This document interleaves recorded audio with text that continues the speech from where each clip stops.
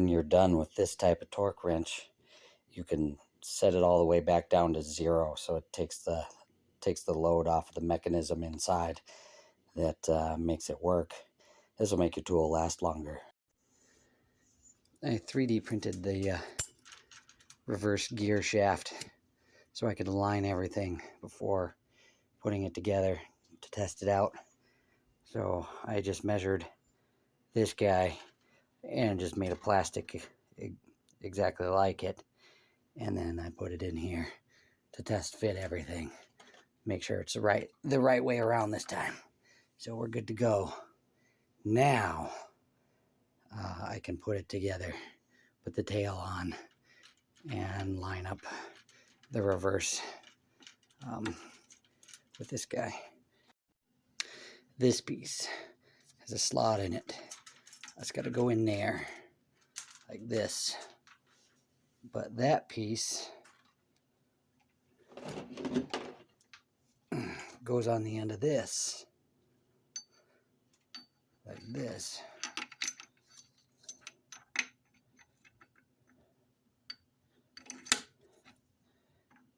And this piece goes into that hole there. So I gotta line all those up again.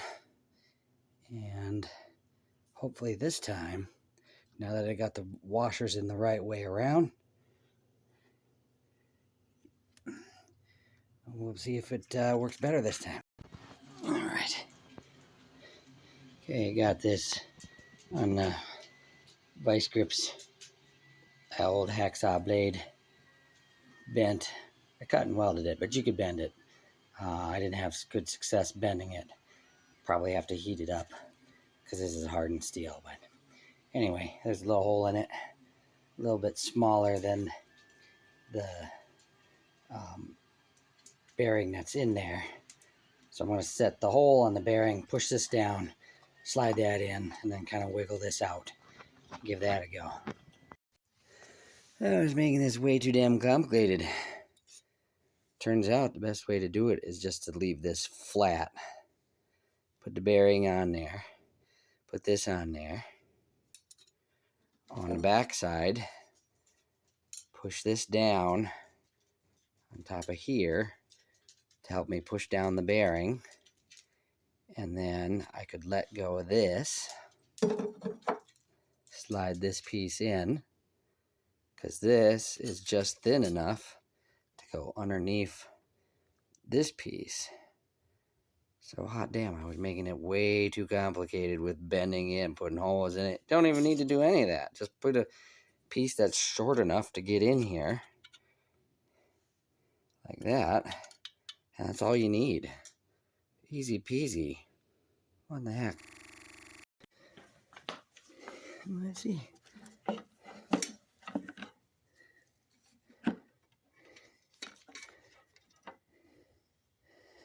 Yeah, I think I got it. Cut that ring. Oh damn, that was more difficult than it should have been. Let's see.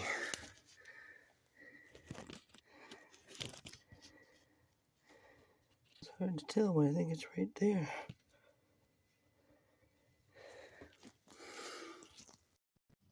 We got a piece of tape on the output. Vice grips on the input. This should be in reverse. And I'm going counterclockwise on the front. And it's going in the opposite direction in the back. And that is 2 times around for the front. And maybe 2 3/4 total for the front. So that's 2.75 for the reverse gear-ish. Let's take it out of reverse.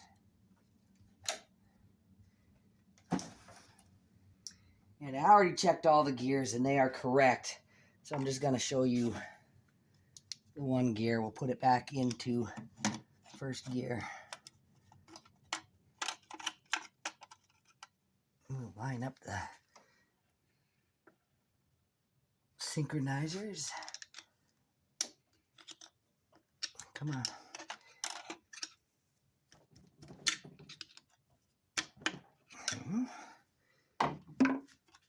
There we go.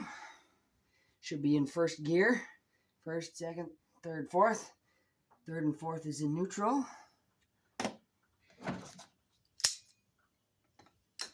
And we're about lined up on the front.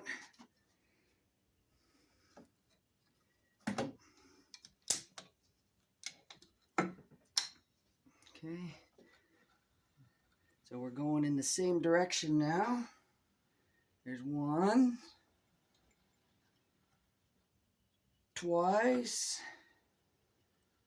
There's twice and a half, twice and 3/4-ish, kind of.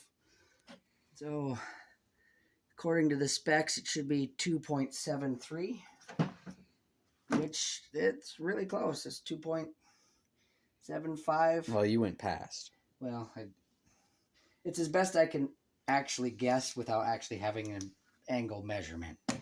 But it's approximately the right size. It was the right gears that came out of it. So we didn't change gears, so the gear ratio should still be the same. But it works. First gear is working as it should. I already checked the other gears. That works as it should.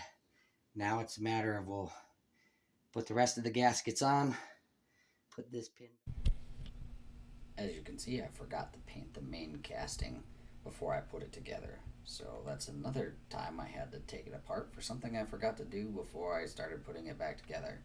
Yay, good times. This project gets better and better. On cast iron, you can see this is kind of wet looking right here. And this is kind of a reddish, dry, dusty look. What you need to do is sweat the oil out of the cast iron with one of these guys. So get some gas and just heat it up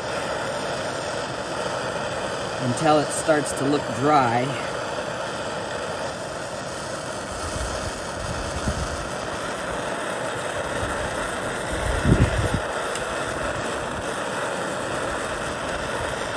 And just do this all over until the whole thing looks like this. And that's dry metal, and we can actually use some cleaner alcohol and prep it like we do the other parts.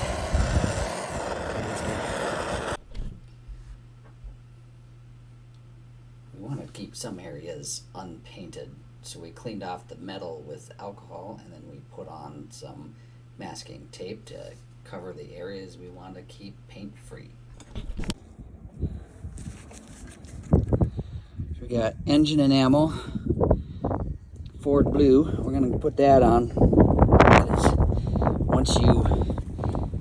once you clean up the oil off the transmission, it's going to start to rust real fast. So we're going to want to do this, clean it up, prep it up, and then spray it as close together as possible so it'll minimize the rusting that'll happen. We're using engine enamel on the transmission because it might get hot down there.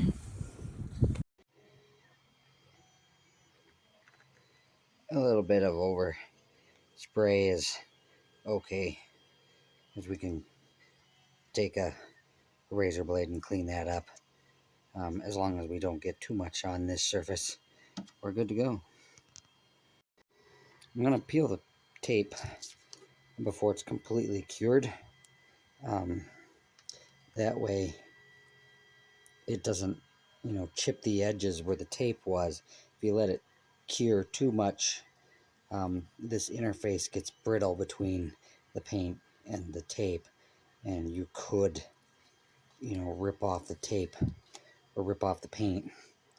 So I'm going to do that now rather than waiting for it to completely cure.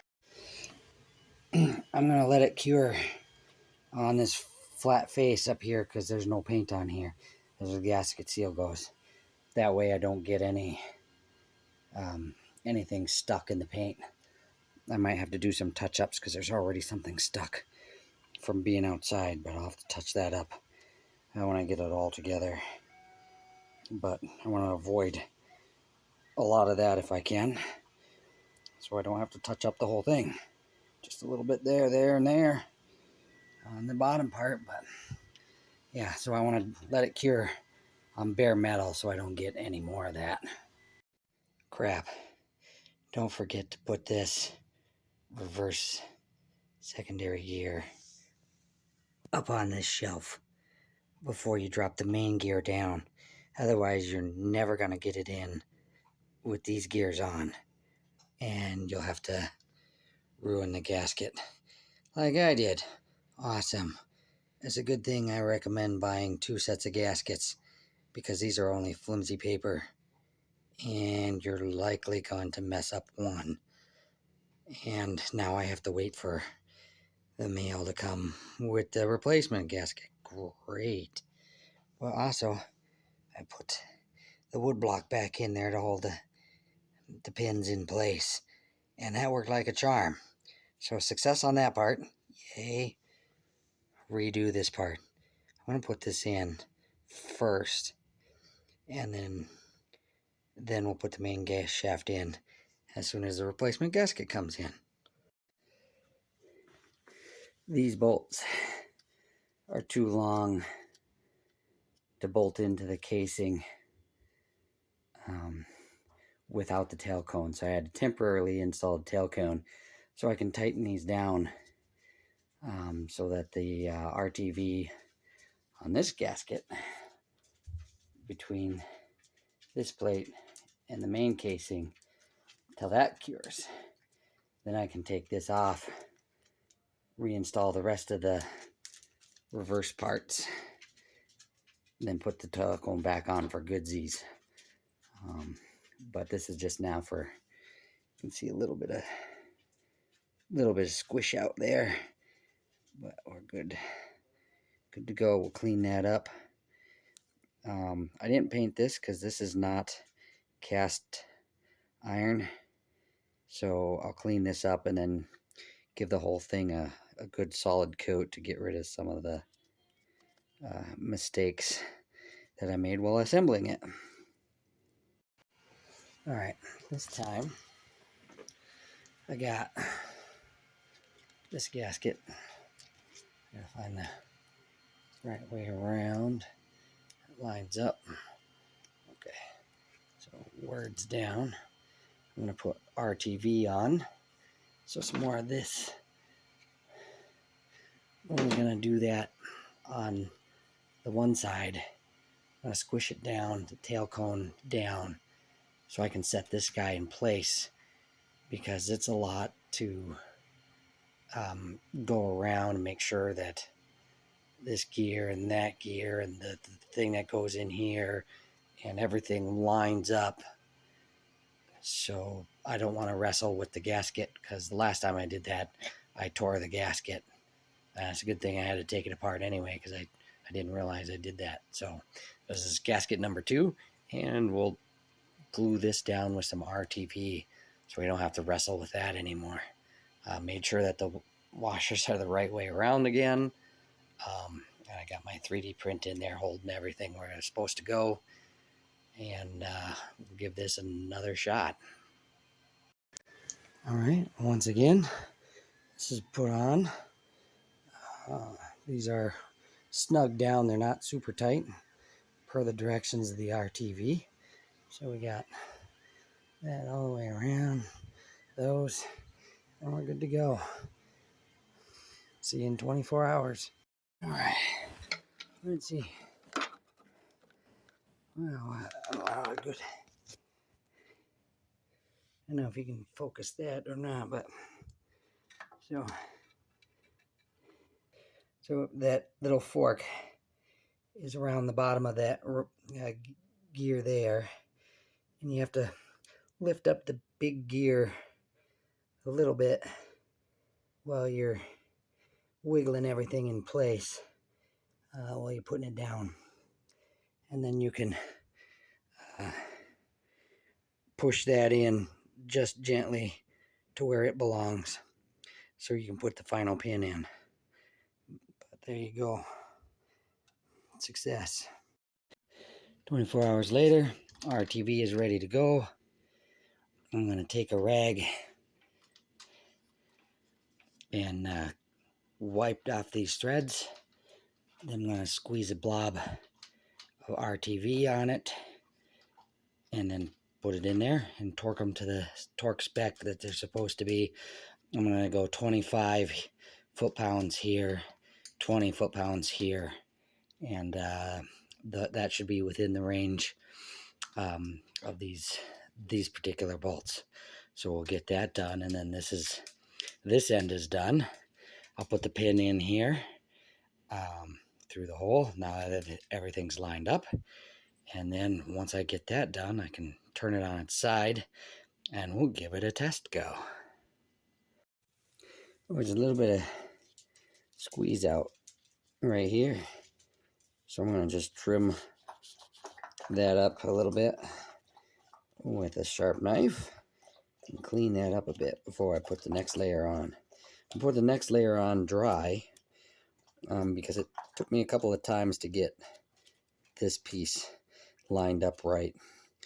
So I'm going to drop it on there, and then once I can verify that this piece is where it needs to be, then I'll lift it up just a little bit, because this goes up and down a bit. So I can lift the whole thing up and then squeegee my finger in there and put on a layer of RTV and then put it back down once I know that the little fork is in the right spot. Let's see, the little fork is in this piece. This piece goes like right there.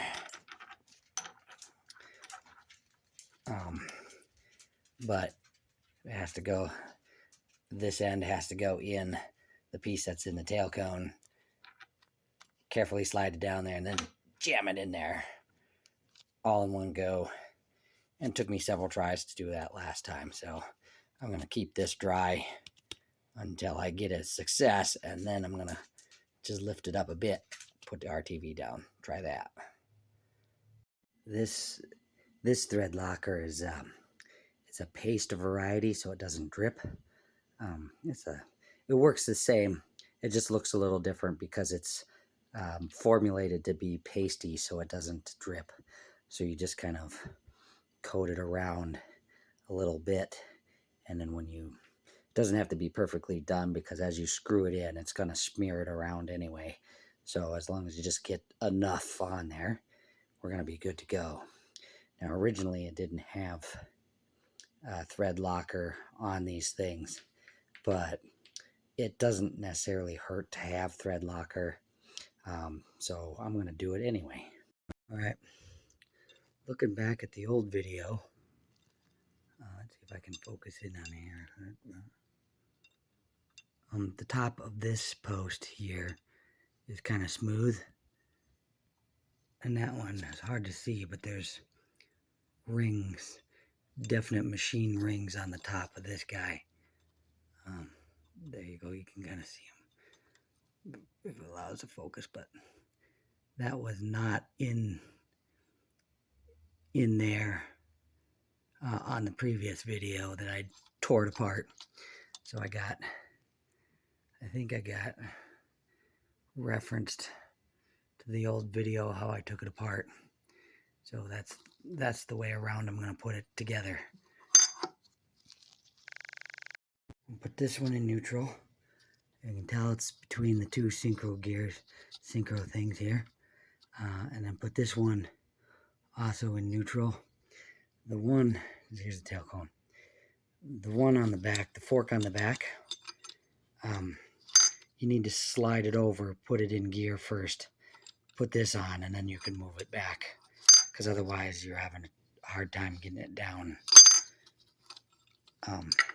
It gets stuck right there. So push this over, engage the gear, put this on, and then you can put it back into neutral. You can tell it's neutral. I'm going to spin the front shaft, and while you hold the rear shaft, you should be able to, the output shouldn't turn, or should be, it'll like still wiggle because of all the friction between the oil and stuff, but you can tell that it's definitely not powered through the gear chain, because otherwise you wouldn't be able to hold it very well at all. So I'm going to put it back into neutral, and then I'm going to set the cover plate into neutral, and then line these up and put that back on. I'm going to put it in temporarily. I had to take off the front.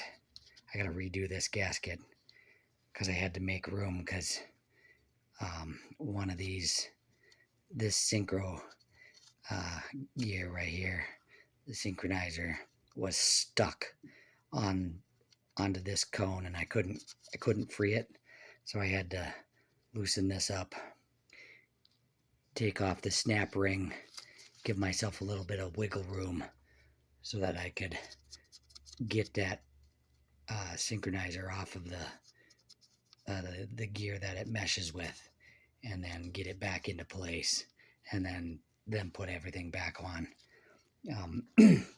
So that's what I did. Now we're in neutral. Gonna get the cover plate, put that in neutral. Okay, you can see the 3 detents. There's an in, middle, and an out.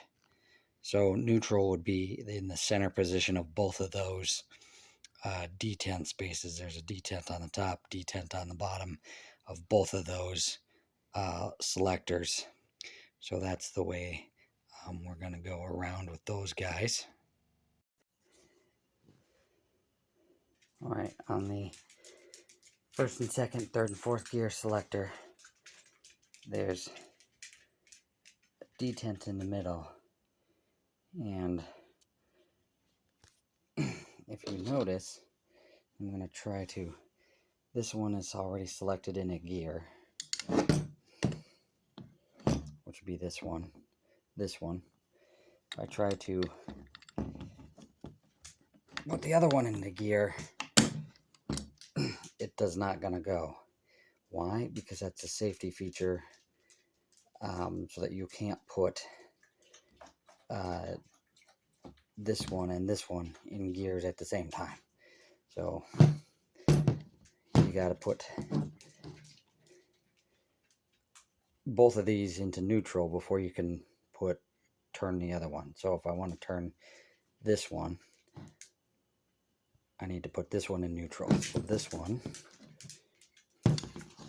is this guy.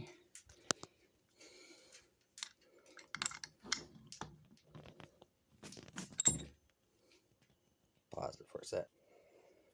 Okay, now it's in neutral. Now this one